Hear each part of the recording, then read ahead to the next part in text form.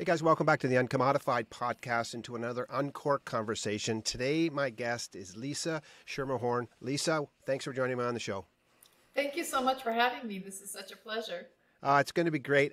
Listen, just before we get started today, what I want to explain to my listeners, we're going to explore an idea around mindset shifts and resets, which sounds intriguing to me, and I believe it'll be intriguing to all of my listeners. But before I do that, I want to tell you a little bit about Lisa, and then Lisa and I will have a drink together because all great conversations, well, most of great conversations start with a drink, but it's not always a glass of wine. But tonight it will be a glass of wine, so we'll explain what we'll be drinking later, so that's good. But a little bit about Lisa first. Lisa has over 20 years of experience as a transformational leader. She's an award-winning speaker, an expert in the fields of human behavior, leadership, and personal development. Lisa was the Vice President of Business Development for an innovative startup company that used virtual reality to help clients reduce pain, with memory loss problems, and reduce stress. And as a certified hypnotherapist, which is a whole other subject that maybe we'll explore tonight, as a certified hypnotherapist and master practitioner of neuro-linguistic programming, or NLP, for those of you who might know that an acronym, she helps entrepreneurs and high performers get where they want to be faster. And I think that's an interesting subject in itself. If I could get where I would like to be faster, I'd sign up for that in an instant, Lisa. So we're going to talk about that tonight. You're also a trained why coach, and maybe you'll share why you're a why coach. That's kind of an interesting subject. But you're a trained why coach, and you help people discover their why based on Simon Sinek's excellent book, Know Your Why. And she not only helps individuals do that, but she can help individuals and companies find their why so they can understand how to use that from a brand marketing position. So lots of depth of knowledge. And as a lot of my guests these days, Lisa, we've found each other on LinkedIn, this amazing connective network of people. So really appreciate you hunting me down on LinkedIn, Lisa. My pleasure. Awesome. All right, listen, let's start this conversation off with a drink. So what are you drinking tonight, Lisa? I am drinking La Crema Pinot Noir. Very in nice. My favorite glass. Excellent. Well, I have a special bottle of wine tonight. I have a bottle of wine. It's called a Fogelare. It's a Cabernet Franc, but it's from a very exclusive winery down in Niagara in Canada. It's actually a winery attached to a private chef's house, and his name is Mark Piccone, and he is a famous chef in that area, and he has a private winery. A good friend of mine is good friends with Mark, and we often go there once a year for dinner, and he has a select private winery, and this is wine from his winery. So here's to Mark, and here's Lisa to you. Cheers. Cheers. So is that Niagara on the Lake? Mm-hmm. I've Yeah, been they're there. up. Yeah, they're It's up on the escarpment. beautiful. Yeah, it is. It's an interesting microclimate. The reason why grapes grow so well there is that as the wind comes off the lake, it hits the escarpment and where Mark is actually, and it folds back onto the land and creates a bit of a terrarium effect. So, according to statistics, on any given day, the temperature is 10 degrees Celsius warmer in that area because of that. Wow. I need to move there. Well, you need to move there. Yeah, but listen, you live in a log. Hold on a second. Before we get started, you live in a log cabin, I believe, in Vermont. So Yes. Come on now. And the logs are Canadian, just so you know. Canadian logs. Isn't that beautiful? And they're Canadian logs because they whisper sorry a lot. No, that's not why they're Canadian logs. But that's always a fascinating story. Listen, let's stop the shenanigans and let's kick this conversation off. So we want to talk about mindset resets and shifts, and how do we shift our mindset and how do we reset it? And I'm always interested. I mean, you've been exploring this idea for a long time as a hypnotherapist and as an NLP practitioner. Why are you so passionate about this particular subject, Lisa? Well, most people become experts in their own situations, right? And so for me, I had a breakdown. I had an emotional breakdown. I was suicidal. I was going to therapists 2 to 3 times a week. And I decided I was going to be the best client they were ever going to have. So their patient. So I was going to tell them all the things that they wanted to hear. And I realized that I had this ability to tell people what they wanted to hear, and I wasn't doing my work. And I was scared. And someone said to me, well, why don't you go to a hypnotist? And I'm like, a hypno what? Aren't they going to make me quack like a duck? And I was intimidated, but I was so desperate that I said, I'll try anything. And what's really amazing about hypnotherapy is you're talking to the subconscious mind. And what people don't understand is that hypnotherapy, you're in and out of the state of hypnotherapy probably 7 to 10 times a day. When you daydream, when you drive and you pass an exit and you don't even remember how you got somewhere, that is literally the state of hypnosis when you meditate. So what happens is you just relax your mind when you do this like progressive relaxation, and then you ask the subconscious mind to access the place where those memories are stored. So she would ask, let's go to the root cause of Lisa's depression, and boom, I went to a time when I was 2 years old. I did not have access to that information. I had no idea. I would go back to times when I was 5 years old. So when we went back and we released the emotion around the event, you can't change what happened, but I was able to change how I felt about it. I could reframe and look at things as the gift. So this happened to me. Why? And now I'm a coach because of that. And I know things at such a deep level because of that. So I went on and I started to feel so much better, and the shifts were extraordinary. And because she was a hypnotist, I wanted to be everything she was. So she was a hypnotist. She did all kinds of crazy things, and she was a Reiki master, and she did all kinds of metaphysical things and NLP. And I'm like, I said, give me the list of all the people you studied with, and I'm going to go study them. And when I was finished, I realized I can't be her. I have to figure out who I am. And that took me on a journey around the world to study with teachers all over the place. And then I realized that I had this ability that I could help other people. One of the things that I'm so good at is recognizing people's wounds and then helping them see what their gifts are from those wounds. And go into a place of gratitude and understanding how this has really become your purpose. Because you know it better than anyone else does, right? So it's interesting because I'm already starting to see a connectivity between what you're sharing now, and obviously it seems to probably what led you to this why coaching, because there's this deep sense of understanding the why and the purposefulness even of pain, which is a really fascinating subject because we're all acquainted with pain in our life at some level, and understanding its purposefulness, even though it wasn't good or I didn't like it or I didn't welcome it or I didn't deserve it. Understanding that there can be purpose in the pain is a really profound understanding, and that's sort of what I'm starting to hear you say to me. No one gets out of this unscathed. Yeah. I've still yet to meet someone who's had the perfect childhood. I've met people who've had wonderful parents who did the best they could with what they had. And that's what I always say is, we get triggered by our parents, we get triggered by our children, things get brought up, and then we need to have the tools to deal with it. Because we can't go through and blame everyone else for our issues. It's about taking responsibility for our own programming, what we took on, and then looking at it and say, well, how's this helping me? And, I would give myself a nice kick in the rear end over and over again because I'd be in this victim place, and I'd say, how's that working for you, Lisa? Now what? And that would always take me to the next level and take me to the next level. So you said you've traveled extensively in your exploration of this thing.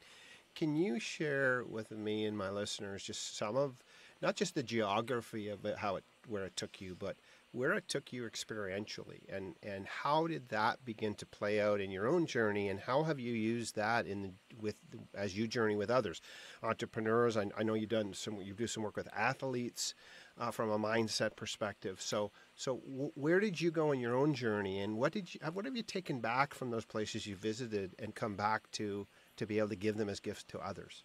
Right. Well, because I went through conventional means for so long and nothing was helping, I knew I needed to find something different. And so for me, that was, I was like obsessed. I went to everyone I talked to and trying to find different types of ways to heal. So my journey started with meeting a shaman. And it's not something I really talk about a lot, but the indigenous people, the medicine men and the medicine women, have such incredible wisdom and understanding of where we come from and where we go. For instance, I had learned that we carry the wounds and belief systems up to 7 generations back of our ancestors. Huh. So if you have a great-great-grandparents that experience a trauma, that gets locked into their DNA. The DNA gets switched, and all of a sudden, that belief system gets travels down. So when you see patterns in family, where you see certain dysfunction that's happening throughout the family, and it doesn't make sense, like why is everyone so messed up? Yeah. Generally, it goes back to that. And what's fascinating is that I find that science is all about is really confirming what I learned from the shaman.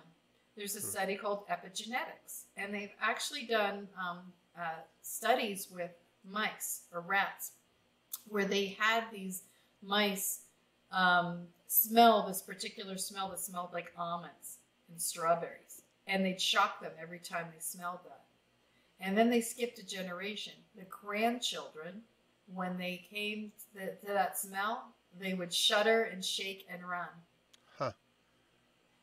Wow. And they also discovered during World War II in the Netherlands, there was a blockade of food and there was a starvation in the Netherlands that I think about 20,000 people died. So they did a study on the women who were pregnant going through that starvation, their children, and the difference in their hormone levels and their cortisol levels and all of this. And they found that consistently that there was tremendous amount of similarities in what these people the children were experiencing based on what their parents went through and grandparents. Fascinating. Wow, that's fascinating. And, you know, as you say that, it's interesting because I mean, I look at my own life and I can see, you know, you can see this sort of trail of things when you look within my own family, my own family, my parents' families. And there's no doubt that there is an arc or a trajectory of certain things that you can see that keep reappearing on our life's journey.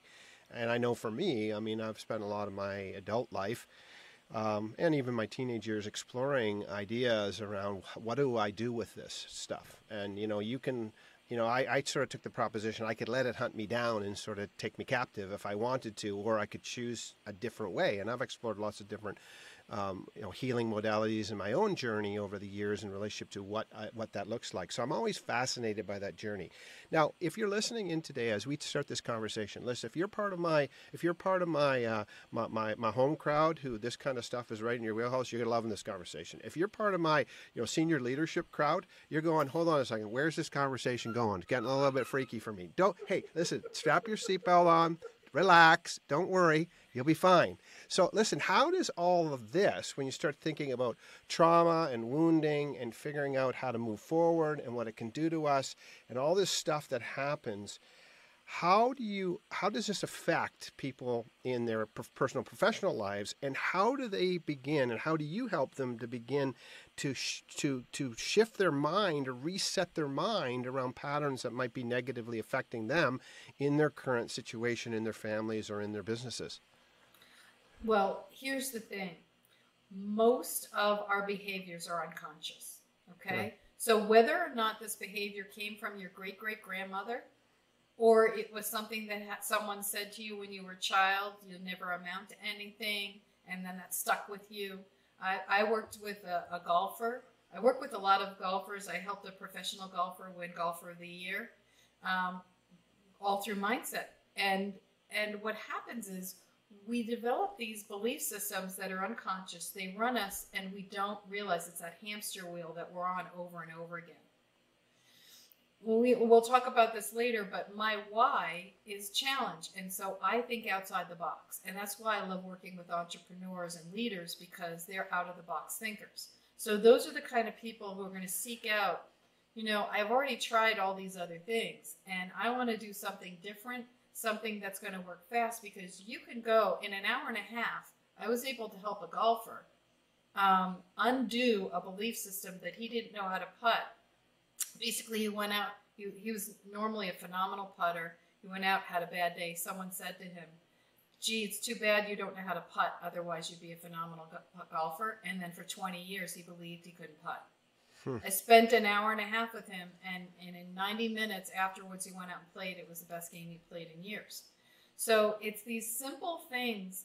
They're little mind hacks that I teach people. You don't have to do hypnosis. There are a lot of things that I do that I teach people so they can do it for themselves.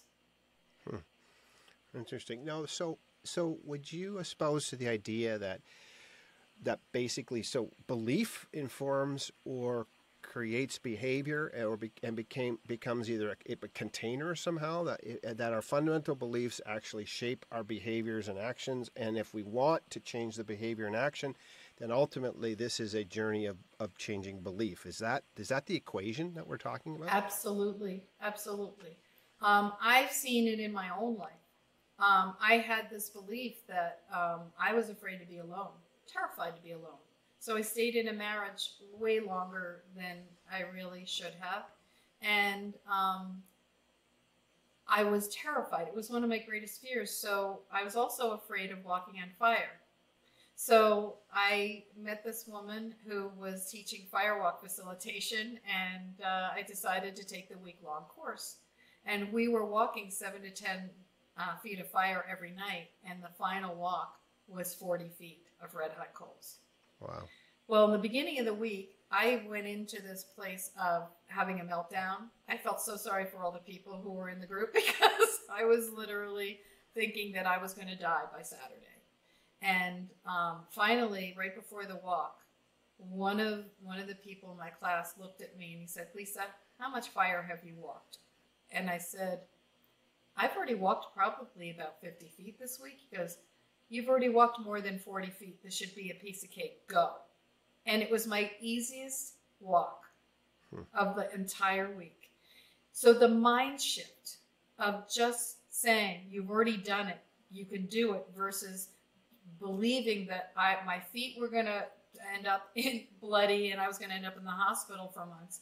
I mean, it was a shift like that changed my life. And the next day I got up the nerve to talk to my ex-husband about ending our marriage. Because now you don't have to walk fire. I got to go through that experience, so you don't have to. Thank you.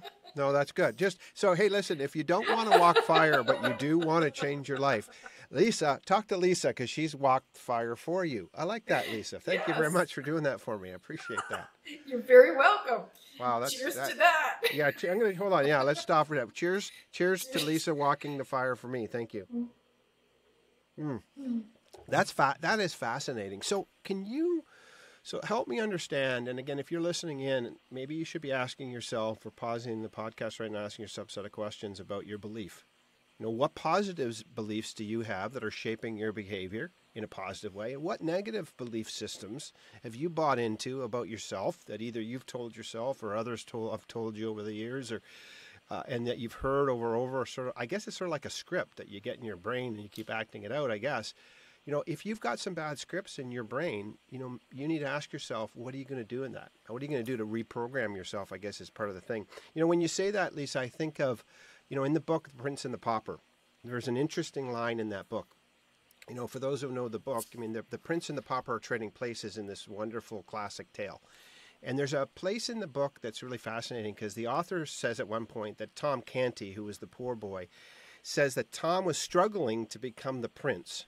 He couldn't adjust to going from a pauper to a prince, and he was struggling. And then there's a line in that book I find fascinating because it says this: as by and by, as Tom began to act the prince, he became him, which I find a fascinating line. Which seems that behavior leads to action, and action leads us to a new belief system somehow.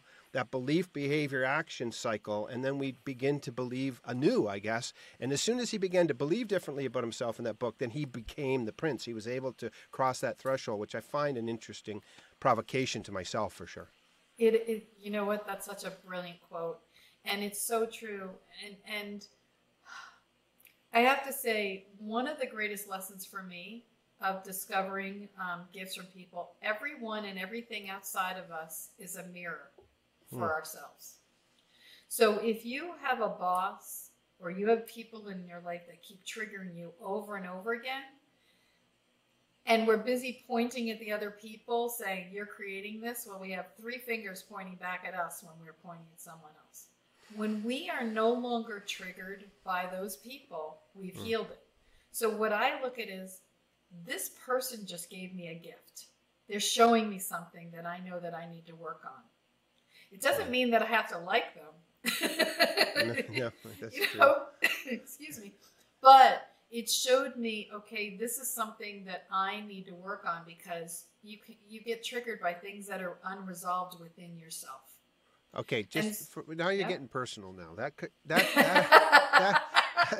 No, seriously, as you say that, I'm thinking about a recent experience I had with my children, and I have adult children. My daughter's 32, my son's 28, going to be 29, and as you're talking about it, I'm thinking, wow, first of all, that's painful, because that's really personal, but there's truth in there, and that's a hard truth to reconcile, because obviously in those moments, it seems to be all about them and their behavior and what they're doing to me.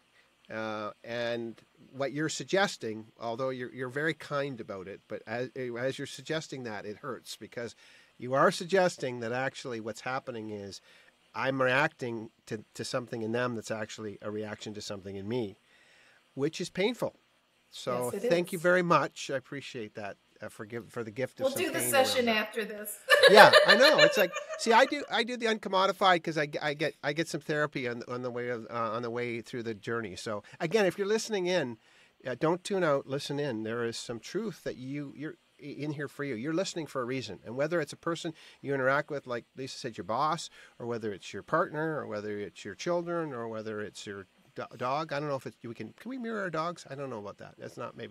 Dogs are too amazing. Dogs are of such unconditional love. That's like, true. That would be beautiful if I could just when I'm mirroring my dog, I'm my best self. Think about it. That would be exactly. really good. That'd be good. But awesome. So listen, please listen as you guys are listening and explore this conversation. Bring it into your mind. Think about it. Allow it to penetrate, and ask why are you listening, and what do you want to do as a result of that. So listen, Lisa, I got a question. So let's get practical for a second. If I'm going to make some mindset shifts and resets, can you share a couple of practical ideas or strategies or tools that would help me do that? Well, the first thing I do is say, what is the pattern? What is your hamster wheel? I always like to say, what is the thing that keeps happening over and over again, and you're trying to pull yourself out and expect a different result? So you want to look at those thoughts and behaviors. Then you want to look at, we are all made of parts. So we have parts of us that want to do one thing and parts of us that want to do another. How many times do we feel conflicted? So some of the work I do is actually talking to the parts, because the parts came in as a gift to help you. For instance, if someone came in and their parents weren't very loving, demonstratively loving, but food was love, they fed them all the time. So then food became love. Now, as a child, that satiated them, but as an adult, it became a problem, because now they have, weight to lose. So you're working with these, parts, and then we want to talk to the part and give it a new job. That's one of my favorite things to do is, you've been in charge of the food. Can you be in charge of the exercise now? Can you be in charge of eating healthy? And give it a new job, because we have something called arrested development. So, that part of us, maybe our 6-year-old, that overrides everything. It's why we eat ice cream at 10 o'clock at night. Because the adult self knows that we're not supposed to do it. But the child in us is like, I don't care what anyone says. I'm going to have that ice cream because I deserve it and I need it. Or I'm going to have whatever that is. So it's about exploring. It's the exploration of going in and going into those belief systems. And why I love the work, especially NLP and hypnosis, is you can get to the root cause so fast. It's unbelievable. I worked with a therapist who'd been a very well-known therapist in Boston who for 30 years had this one issue. And in, a couple of sessions, boom, we got to the root cause of her issue. And she's like, I've been in therapy for 30 years and no one has ever gotten to this. Because I believe that everyone has the answers within themselves. I don't tell anyone anything. I'm asking your own higher wisdom to come through, because ultimately you came in with a gift. Every single one of us has a thumbprint gift that we were asked to fulfill. Whether you call it the universe, you call it God, whatever. And, do you want to waste that?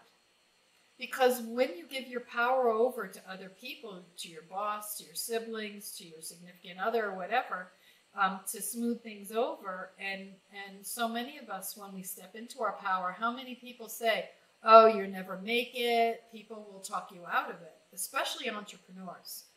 What are you thinking? Why do you do this? And that's why I love working with the entrepreneurs, because many of them will resort, when you have to go do a pitch, it's like going to daddy for allowance. That little boy or that little girl will come up. And so when you clear out all those old belief systems and stand in and know who you are and anchor that, like, I know who I am. I know my purpose, and I know I'm a change maker, and I have a product that's going to change the world. Because otherwise, why would you want to be an entrepreneur?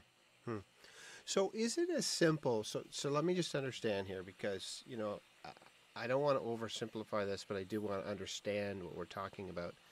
So is it as simple as reprogramming your language to yourself, and then once you do that, everything else is done and easy? Or is that the beginning of something else that needs to happen?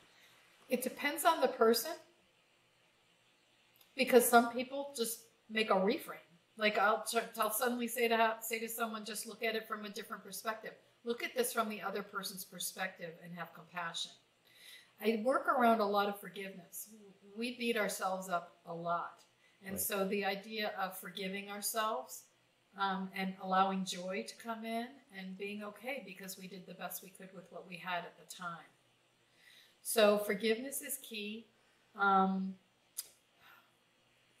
Why I love this work is because once you have access to whatever that wounding is and you resolve it, you can shift. Now, does that mean everyone shifts? No, because some people are attached to it too much. Who am I without this? Who am I without this?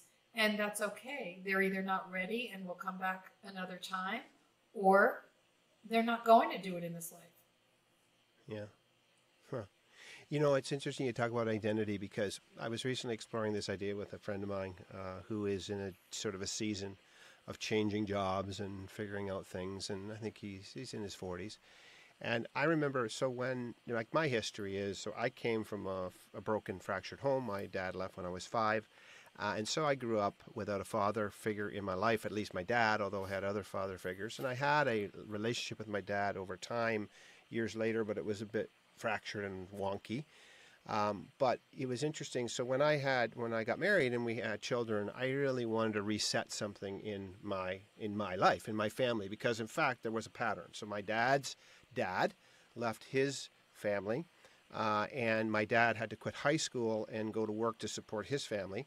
My dad then created the same family that he came from, the one that he said he would never create, he created. So I guess we're seeing this pattern. And so I decided as a teenager, I got married when I was 20, I made a decision that I was going to fundamentally stick a knife in that thing. And I don't think I had language for it or didn't really understand what I was doing at the time. But one of the things I did practically is that when my children were young, I took a year and a half off and didn't work at all. My wife didn't work, I didn't work, and frankly, we lived on savings. We almost bankrupted ourselves in the process. But what I wanted to do is reset a pattern of investment in my children, that investment I didn't have. And so from the time my son was a year and a half and my daughter was 3.5 until a year and a half later, we basically spent the better part of every day together. I went to school with them. I did different things. But the thing that really I struggled with, although it was a great investment in my family, is for the first time in my adult life, because I started my career early and I owned a business when I was young, I didn't have a business card. So I didn't have this business card. And the reality is I didn't know who I was. And I remember the first time going to a social gathering and we're chatting around, sort of, the men would talk over here and women would talk over here. It was a long time ago, a stereotypical sort of thing.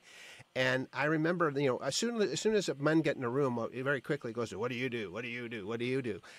As if, and I remember they got to me and I was broken emotionally because I was like, I don't know who I am because I don't have a business card. I don't have a job. I don't have a job title. And I tell you something, it was like a knife in my heart, and it just destroyed me emotionally. And I began to recognize that one of the challenge I had was, what was my identity going to be in? Was it enough for me at that point that my identity would be as a father, as a partner, as a whatever? But I really had to struggle through that, and it was painful. Now, I'm really glad I made the investment because I believe it's been transformative in my family. My family is not perfect. We've got our own subset of bullshit. I don't need my generational bullshit. I got enough of my own bullshit, Lisa. So I've created your wife's generational bullshit. Well, yeah, she brought her stuff in, and I brought mine. We mixed it all together, and then it's called a marriage, I guess. We all brought our bullshit. I know, we brought our bullshit to the party. It was crazy. But I tell you something, and I will say this, the one thing that I would say about this idea of resetting mindset and seeing impact. So my dad was a fatherless boy. I was a fatherless boy. I was the best man at my son's wedding. So to me, that is what resetting your mindset can do, because when you reset your mindset and you reset your behavior, it can change.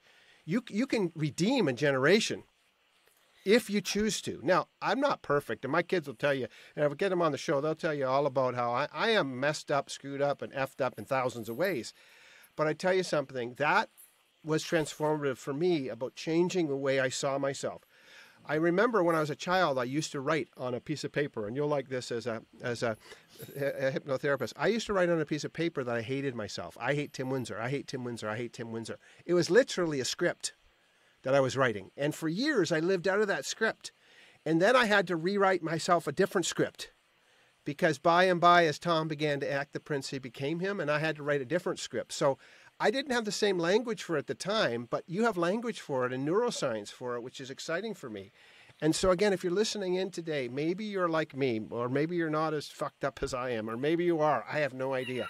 But listen, if it can happen to me, if I can reprogram and redeem 2 generations of crap from fatherless families, and I can turn a different light into my family, I think you can do it, because you're much better than I am. Please do it. You know what? I have such admiration for you, because here's something that I find so interesting. I work with a lot of C-suite execs, and they're always about more money, more money, more money, because they think the more that they have, the more they achieve, the higher they get, then the happier they'll be. And I watch it time and time again. It's like, okay, it's a quick fix. It's like an adrenaline rush, and then next. And so that's never fulfilling. And here's the thing that you did. You went soul searching and found you. Because here's what I invite people to think about. Your purpose is not your job. No. Your purpose was to find yourself and to break that cycle and become a father. And one of the hardest things is when it's not modeled for you, you have to go really, really deep inside of you in order to find that. So you found your purpose. That's who you are, is you are a father. And you are a change maker, because you were able to break that cycle. And so your future generations now will live on. Now, whether or not you have a couple $1 million in the bank or $10 in the bank isn't going to make a difference, because what you did was an inside job. And as people search for their purpose, again, your purpose may be to come and rescue dogs. And that may be it. But it's a nonprofit thing. You foster them, you help them, but you have a job that sustains you so you can do your purpose. Yeah. Well, that's a good point about purpose, because purpose doesn't always pay. And you're right, because I've struggled a lot over the years with people who think that their purpose always pays, and it doesn't. Sometimes your purpose pays, and sometimes it doesn't. If it's your real purpose, you'll do it anyways. And I guess this tucks into this whole idea of why. And your why coaching and that consulting road. So I can see how this all connects. So just tell me a little bit about, so when you discovered this thing you want to get into with the why, how does this connect for you, and what does it give you as a consultant, trainer, coach of people that has really been special to you? I love this why. And I had been always working on my purpose, but I never knew how to articulate it. And I became partners with this fellow, Kevin Martin, and we formed Peak Performance Mindset Coaching. And we spent 9 months trying to put our website together and our messaging. Because every coach removes blocks, right? Every coach does the same thing. It's just everyone. And so I was like, now we were both challenged in our why. We took the why test, found out we're both challenged, so we both do things outside the box. So immediately we were like, okay, we want to work with people who think differently, entrepreneurs. We both had the same how we do it. We both do better way. So I help people find a better way. And then my what is to make sense out of complicated situations and problems. So what happened for me was I took a marketing class, and this woman was a why coach, and she offered this why test. And so when I took the why, I was like, I had so much shame around my why my whole life, because when you're different, you get bullied. When you're different, people don't understand you, and they're like, why can't you be like your sister? Why can't you do this like your sister, like your brother, or why can't you be like them? And so I really struggled with being me, because being me was different, and that was a bad thing. So when I finally realized that's my why, and I realized that, there's DISC tests, there's the Myers-Briggs, those are great, but your why permeates through everything you do. My why is I live in a log home in Vermont in the middle of nowhere. My why is the way I like to take vacations, the type of car that I like to drive, because I like to find different things than normal people. Because if someone ever called me normal, I would consider it an insult. Yeah, that's a bad day. Yeah, but I like being different. I enjoy it, and I own it now. I was like, it gave me so much freedom, and it helped me feel aligned. I have a client whose why was simplify, and he worked with engineers, and so they were giving him these 5-paragraph emails, and he'd respond in 4 bullet points. And he didn't value his gift, and he didn't know how to charge as a consultant, because it only took him 5 minutes to put this together. And he said, but this is your superpower. And you've got engineers and tech people who are trying to sell to, mainstream. You take that information and you break it down into layman's terms to help them to market their product. What is that worth? And once he understood the value of it, he doubled his fees, and he doubled his income in 6 months. So when you own who you are, you stop giving your power away, because you don't need to be liked anymore. You don't need anyone else's approval. You own who you are, and that buys you freedom. And I have to say that, so this is not the why. There's 9 different whys. So there's contribute, and those are the people who like to support other people. They don't like to be the center of attention, but they like to be behind the scenes. And what's really interesting, there's better way, there's make sense, there's simplify, people clarify, there's mastery, the people who need to study constantly and be the master. Each one of them has their issue. Each one of them has something that we need to work on to make, to really be our best. But it's a guidepost. And once I knew my why, I was like, I'm a tree trunk now. I really feel strong. I feel really good about who I am. And that happens with my clients. And then when you discover what the why is of your coworkers, the people who are in your family, and your customer, because then you can language to your customer, especially what trust is one of the whys. So if you're working with someone who has trust as that, if you do something to betray their trust, they're going to cut you off. If you have a boss that has the why of trust, then you need to be very careful about how you speak. And if you promise something, you better deliver, or you need to let them know that you're going to, so that they are prepared. So it's really a guide on working with people, working with and it works in family, it works in business, in all aspects of your life. Powerful. So let me just ask you, so if somebody wanted to find you, Lisa, after they listen to this podcast, what's the best way for them to find you? I'm on LinkedIn. Okay. Lisa Schermerhorn. And you can also find me. My website is peakperformancemindsetcoaching.com. And there's some guy who has mind coaching, and he must spend $1 million a year. He always gets when people Google. So you want to look for me, not this other guy. All right. So let me just for everyone listening, let me just spell Lisa's name. So it's Schermerhorn. You got it. All right. So just so if you need to look up Lisa, and I'm serious, you should hunt down Lisa. And Lisa, I'm really glad that I found you on LinkedIn and that we connected personally. We had a conversation about a month ago where we first connected, and there was a lot of I just felt a lot of kindredness in sort of the language you use and the journey that you're on and what you're doing and some of the things that I've experienced. And that's one of the reasons why this is why I love this podcast, because I get a chance to talk to people that I'm excited to talk to, so I can learn and understand and I can journey together. And that's a real gift for me. And obviously what you just said about the why tucks so much into the arc of my podcast, this idea of uncommodified, being different, not being a dime a dozen kind of person, standing out and standing up for all the right reasons. So I want to ask you as we finish up today, so when you're at your most uncommodified best, when you're being the Lisa that nobody else, when you're bringing the gift that only Lisa can bring into the room, what are you doing in your most uncommodified moment when no one could call you normal? I'm being me. I'm literally being me. And that's the freedom, because being you should not be difficult. Being you should be easy and effortless, because it's just you being you.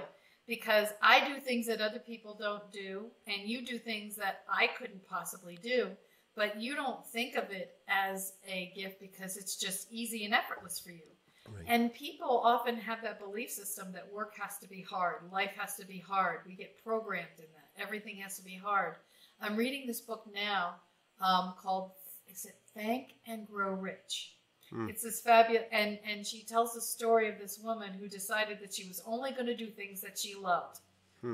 And so she stopped cleaning her room, but she only did things that she loved. And all of a sudden, things started coming to her that were easy and effortless. So when you raise your frequency to the state of joy, people want to be around you, and things start to come to you. So the more you are you, the more you are joyful and in the state of bliss, because that's what it's like to be you and happy, then everything falls into place, and it should be easy and effortless. First of all, brilliant articulation, and just as you're listening in, just listen to that encouragement, because it's really powerful and really important. So as we finish up, Lisa, if you could just speak directly to my audience right now, my listeners, if you could just give them, other than what you just said about being you, if you can give them one other piece of encouragement that would, encourage, to fill with courage, right? To breathe courage into people. What would you say today to breathe courage into them for their life at this moment? I would say really reflect on your life and look at the loop that you're on, that hamster wheel, and really look at that and start to reframe and think about how you can look at it something differently. And just looking at it from the other person's perspective can change everything. I can't tell you how many times forgiveness, forgive yourself and forgive others. Forgiveness was one of the hardest, most painful and beautiful things I ever did for myself. And it started with me. Excellent. Listen, Lisa, thank you so much for your time today. And as you're listening in, just please hear Lisa's encouragement to you. Again, a great word, encourage, to fill with courage. Let that encouragement fill you with courage so you can go out and be your best self, be your different self, be the self that you were made to be, and change those patterns, those feedback loops in your life that constantly are taking you back to that same place. Like years ago, we all, if you're old enough, you had a vinyl record, and on that vinyl record, it skipped all over the place, and it skipped at the same place. Some of you and me, and I think Lisa, you'd admit, we got skips every time we come around the same skip over and over and over again. Hey, listen, can I encourage you? If you listen today, there's a reason you listen. And if you listen, do something when the record of your life hits that skip again. Reprogram yourself, re-believe, change your belief system, change your behavior, and become the person that Lisa has encouraged you to be. You're the person you were created to be. And listen, as you do me a favor. Email me at tim@theuncommodified.com or look me up on social media and let Lisa and I know how you're uncorking all this, pouring it out into your life, and so we can understand the effect that it has. Thanks for your time and have an excellent day.